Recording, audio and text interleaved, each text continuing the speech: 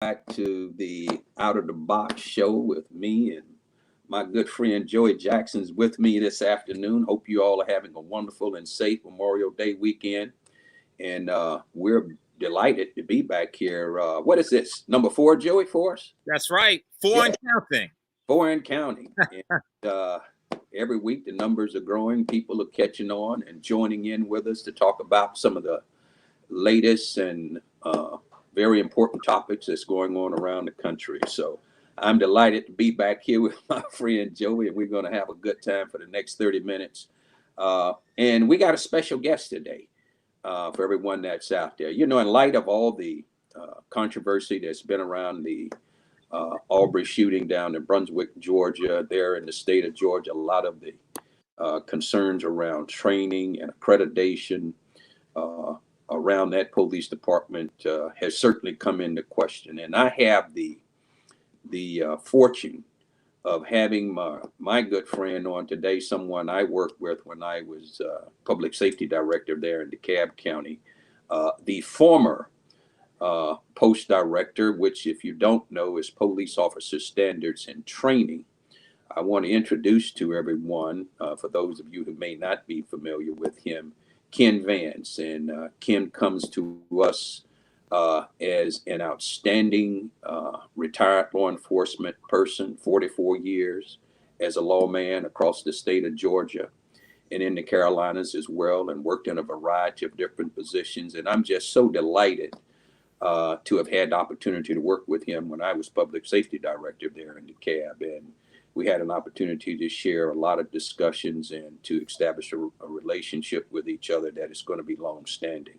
But Ken is retired now and living his best life, and we still have an occasion to talk to each other. But I want to bring Ken in, Joey, because of the role that he played to really kind of explain to an audience a little bit of what police officer standards and training is, what it means, how important it is for police officers in Georgia and across the United States.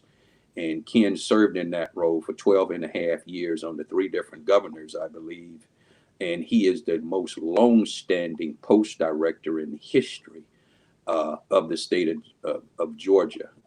So I am just delighted to have you, Ken. Welcome. And just want you just tell us a little bit about what it is that you did do over the past number of years in your career and how relevant it is and important it is in the role that you played.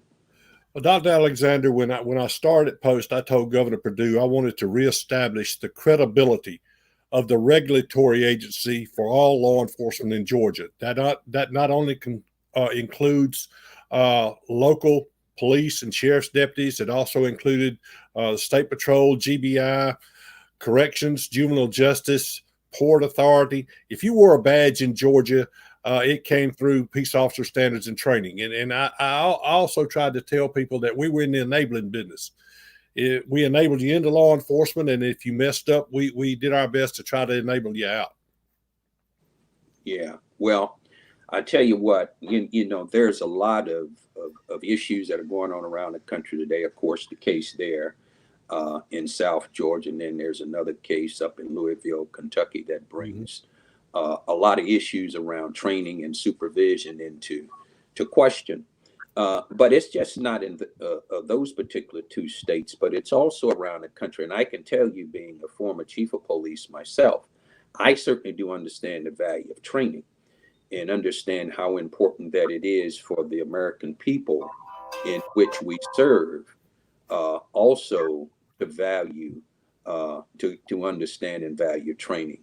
But I think it's just so important that the community hear from someone like yourself, Ken, to kind of help us better understand what goes on in training, what is the importance of it. And I think too, Joey, and I know, Joey, you may have a couple of questions to throw at Ken, but I just think it's just so important to have you on and to share some of those things with you. Joey, you got some thoughts? Yeah, I do agree. So listen, we welcome you here, Ken. Thank you so much. I just want to say a couple other things besides my esteemed colleague and cohort, Dr. Alexander, said. The first thing was in terms of you, retiring and living your best life. We know that you've been living your best life long before retirement. That's number one. And number two, on the issue of retirement, we know you law guys never retire. You always have, so much. You're so active and you're out there and doing great things. And certainly helping all of us. And so that's very significant. Indeed. So, Ken, I guess the thing that's important to me is obviously, there's been a lot happening now. And I guess I wanted to start with the issue on everyone's mind. And I guess just in terms of policing in general, we know you go through a lot. My dad, may he rest in peace, he was a police officer. And in many respects, police are in the crosshairs and crossfires because not only is it a dangerous job, but when things happen and they go amiss, you get much of the blame. So I guess, as it related to, and I know you're a narcotics guy, everybody should know a couple of things. Number one, he wore those boots in Arkansas. You know how those state troopers do in Arkansas when they coming after you, or in every state. Right, you wore them boots and that nice leather jacket, and then of course Sam Brown outfit, man. You see, and then in Florida also, I know you did a lot of narcotics work, and I know that's not easy work; it's very dangerous work. And I guess I wanted to just pivot, if I could, on the issue of Breonna Taylor. We know she was killed in her own home. Dr. Alexander has shed a lot of light on the case. He's a law enforcement guy. He has a lot of credentials and past experience. But I just kind of wanted to get your take on that. You know that obviously she was shot as they were executing a warrant and going into her home. So what can we do from a policing perspective, perhaps to tighten up, the issues around going in, executing these warrants, and ensuring that, yes, police are safe, but that the people who they're policing are safe as well? A lot of times, Mr. Jackson, is we get in too much of a hurry. We get in too much of a hurry on things, and when you hurry on stuff like this, search warrants, arrest warrants, where you have to go in and physically take somebody, you better have your act down before you get there, or little things can cause big mistakes. I think sometimes, and having been a lawman for 44 years, I understand how it happens. That doesn't make it right. That just means I understand it. Now, in the case up in Louisville, a little extra time, a few more hours to get your things, get everything straightened out, get all your angles covered. I think there might have been a better outcome. That's my opinion. I wasn't there. And I'll always err on the side of officer discretion. Don't get me wrong. But sometimes we get in so much of a hurry to do something is we miss those little things that turn into monumental mistakes. Yeah, I absolutely concur with you on that. I know obviously it's very difficult, but when you rush, it certainly leads to other problems. And there's enough problems in community. We need a bridge gap, obviously, between law enforcement and communities to ensure that there's a cooperative effort. I guess the next thing I want to go to before I turn it back to my good friend, Dr. Alexander, is just the issue of police writing with each other. And when I say that, oftentimes, when things are evaluated, and I don't want to put all police in one lump group, but there are issues now concerning whether or not, police may have said anything to cover up for another officer. And I think it happens in many instances where you're seeing perhaps a police officer writing up for someone else, right? So what can we do about that? Or what can you do in a supervisory capacity to make sure that the police are just forthright and honest with respect to what they see and when they see it? Okay. That's a big question, and I'm going to try to give you a small answer. And you're referring a little bit to the thing down there in Glenn County, Georgia. Retired is not the same as on the job. Yes, there are places where retired people can get training and stay current, but that's not on the job. Again, I go back to the timing of things like this. Training is absolutely important. And if you look at the record of the people involved in this that were certified officers, you'll see that maybe their training was lacking for several years. And the thing about it, sir, is again, you get too fast, you get too emotional, you make too many mistakes. And mistakes cause very bad ends, sometimes loss of life, and a lot of times loss of taxpayer dollars when the civil suit comes back. That's for sure. A lot of dollars there. Doc, I'll turn it over to you. Yeah, well, just in addition, I think to what Ken is conveying, I want to add to. I have always been, even on this show and even on other shows I've had the privilege to be on, I have always emphasized the importance of training. You can never get enough training, particularly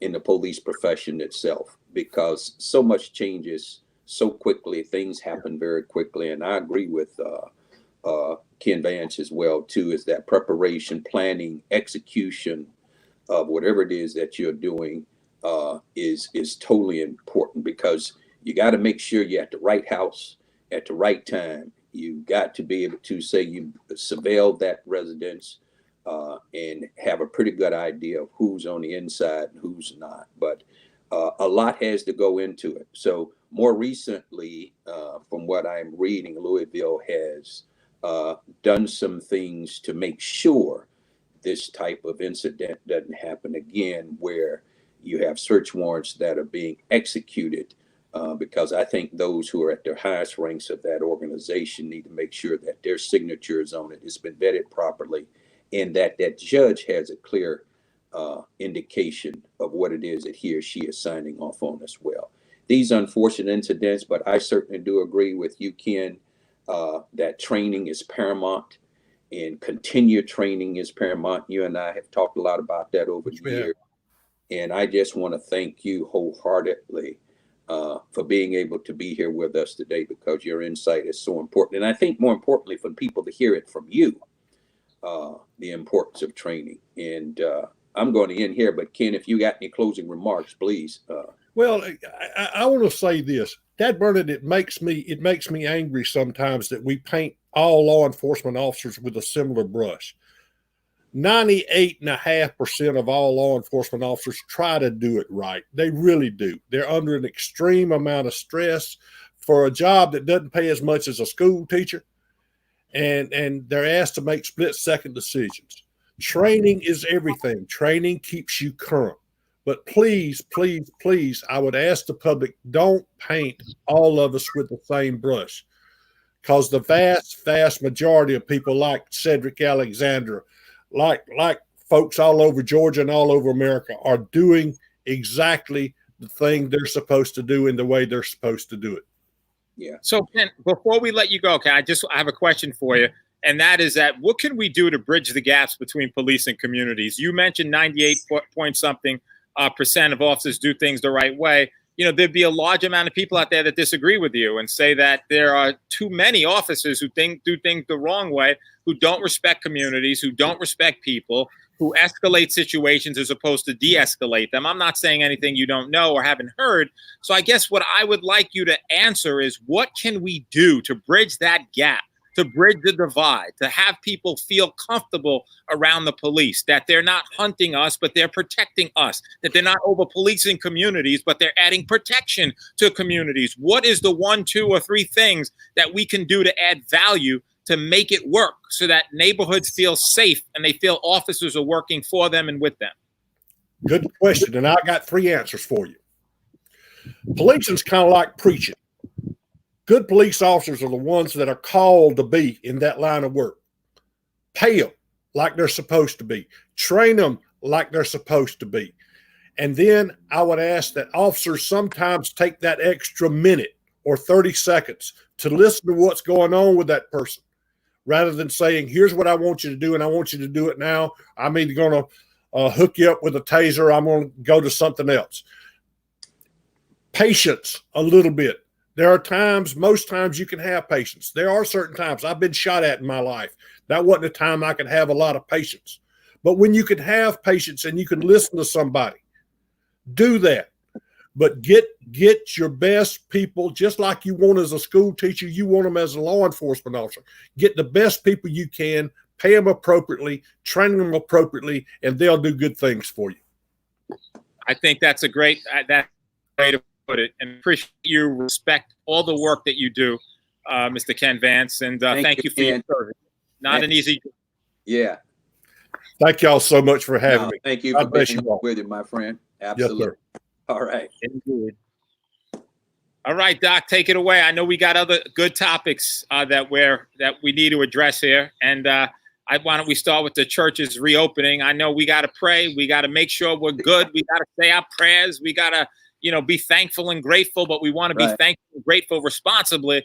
And so I guess I'll start by throwing it back to you with regard to your thoughts about opening churches, the manner in which they should open, and whether or not it's safe or now is the appropriate right time to open them. Well, I would say what I've always said, Joey, is that we have to follow the science.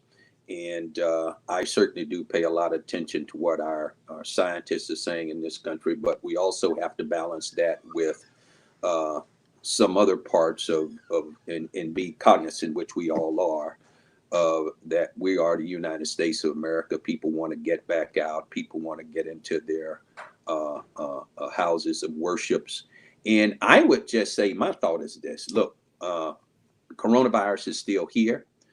It's going to be with us for a while, and we're going to have to learn how to live around it and with it until there's a vaccine or some treatment that comes along. And even when it comes to our houses of worship, for those who choose to go back, and I think that has to be an individual decision. But hopefully these churches will make sure that when they open, they will separate people in some type of way. They will encourage the use of masks, and we follow the same science that the scientists' recommendations that we do anywhere else. Because people have raised some interesting points, and one being, well, why can't I go to church with folks if I can go in a Walmart?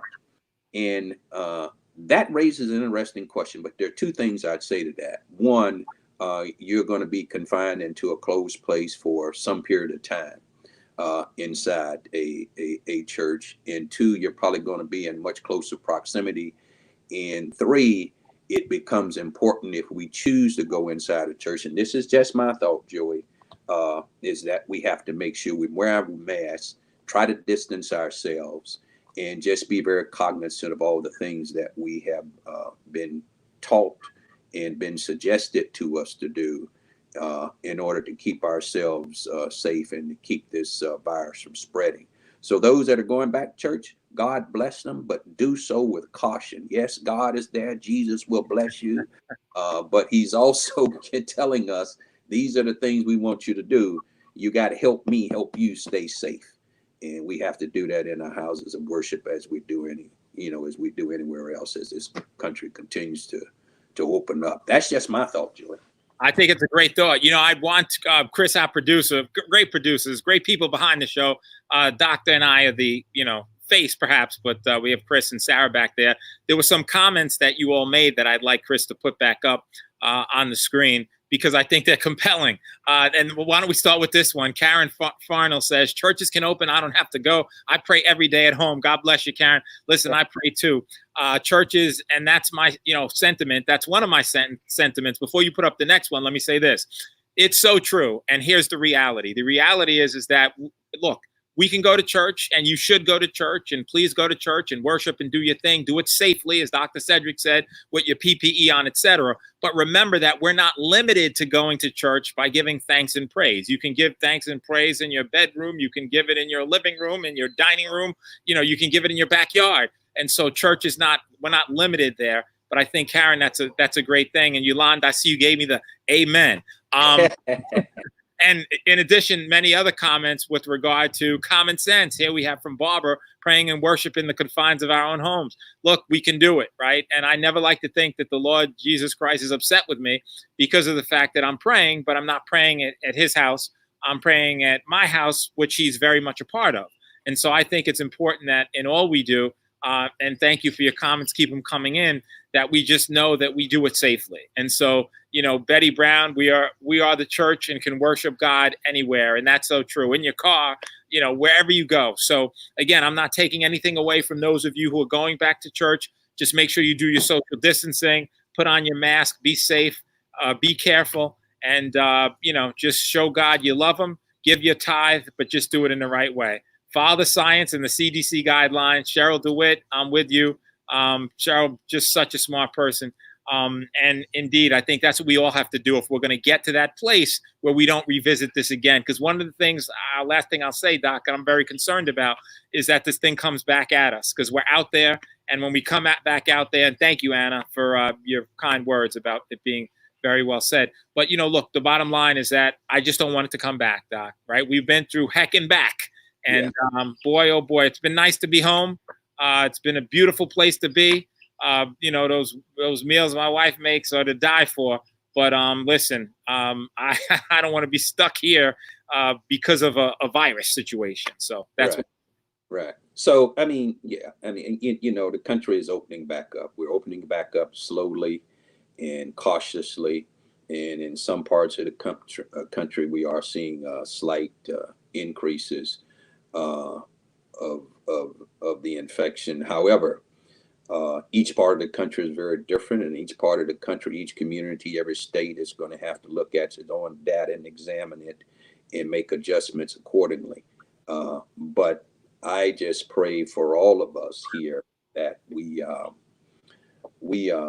just use good judgment. And there's still a lot of people out there, Joey, who are running around in large crowds without masks, without social distancing, and don't give any appearance of taking any precaution. And we're a long way from that. So as our churches reopen, as our business reopen, I just think it's just so hugely important that we keep these recommendations in mind. And I guess this is a good time too, Joey, to kind of move into the next topic for us, and that is this whole Memorial Day weekend, and how do we plan to spend it, and how do we stay safe during this 3-day weekend that we have? Because I'm gonna tell you, I've gotten some video from right here in Florida, certain parts of the states where, man, you got a lot of young people out there. They're just not adhering to the call at all. And it's just not young people. I'm seeing middle-aged folks as well too, who can be a little bit more cautious and set a little bit better examples. And yeah, Barbara, I saw what happened down there in Myrtle Beach. I also saw what happened over in Volusia County and several other places. And we really just have to be very mindful of it, because I think you can go out and have a great time over the holiday, but we can't forget the things that we have come accustomed to hearing so much, and that's washing your hands, social distancing, wearing your mask, being conscious, being cognizant of where we are and what we're doing.